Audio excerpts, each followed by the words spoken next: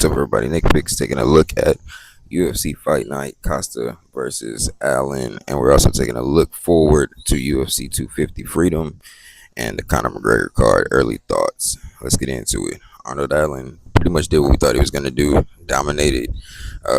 Costa. I don't want to say dominated. It was a fairly competitive fight. I think it was clear that Arnold won. I think he showed the difference in the levels. His striking was just on a higher level, and I think that he landed the crisper shots. I think Costa really thought he was just going to go in and knock Allen out, and he never really got his distance. And I think that's just attributed to Arnold Allen's experience in the game. So shout out to him. One thing we didn't expect was Juan Diaz upsetting Malcolm Wellmaker. I think that this is another instance where hype trains getting derailed. Fighting is just so different, man. You can have the hype behind you, but if you don't have the skill, it's going to show. So I told everybody last week, Juan Diaz is a real legitimate prospect, and that this was not going to be an easy bounce back.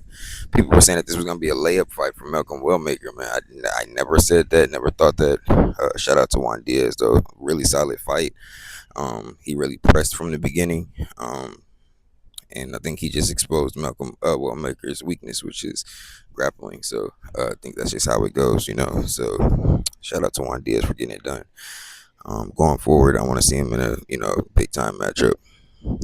We also got UFC Freedom 250 coming. Big time card, maybe the biggest card in UFC history. You got Josh Hoyt and Derek Lewis. Early thoughts on that one? It's gonna be crazy. You got Sugar Shane against Elman. That's gonna be crazy. Pereira and Cyril Gahn. That's gonna be crazy. And then you got Ilya Tapora versus Justin Gaethje. In case you're not blown away yet. So a crazy experience, man. I can't wait to see that card. Honestly, I'm gonna let you guys know on one.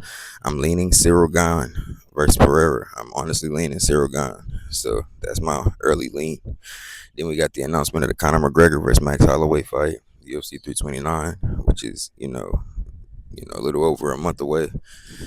It's gonna be crazy, man. Again, McGregor's return gonna be historic.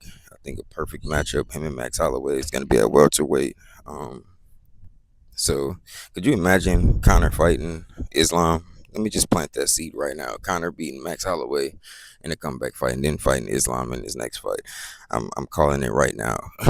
And I actually like Conor McGregor in that matchup, to be honest with you.